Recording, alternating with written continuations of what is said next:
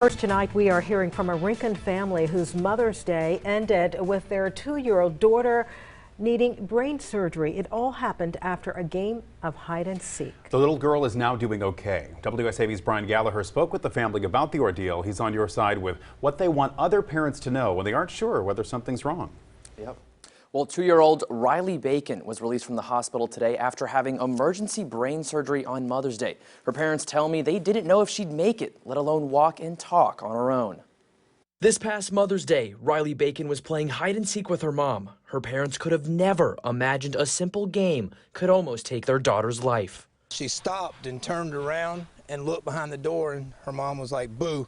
And when she did, I guess it startled her because Riley turned around, and when she did, she tripped and she hit her head on the dresser. But Riley popped back up and kept on playing. Her parents didn't notice anything out of the ordinary. She falls all the time. She's very clumsy, so we really didn't think nothing of it. She continued to play. Riley was fine for the next several hours, but then her parents noticed something was off. She started screaming again, and she was holding her head, and, you know, we just thought she was kind of showing out. Then she started getting to where she was real sleepy. She wanted to go to sleep. And shortly after, she threw up.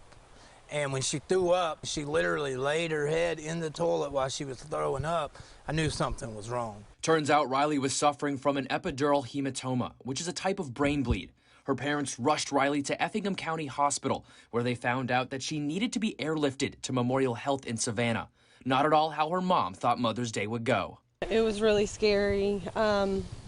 Once we got to the emergency room, they took her in for a CT scan, and that's when they came back and said that there was bleeding on her brain. That's kind of whenever the scariness really took in. Doctors told Riley's parents if she had fallen asleep that she might have not woken up, and if she did, she would have had brain damage. Her father and mother want other parents to take every matter seriously when it comes to their kids. Take the time to take your child and have them checked out. Take it serious. It could not be a serious matter. They'll tell you. They'll turn you around and say, hey, look, thanks for bringing them in. Go home. Don't take it for granted.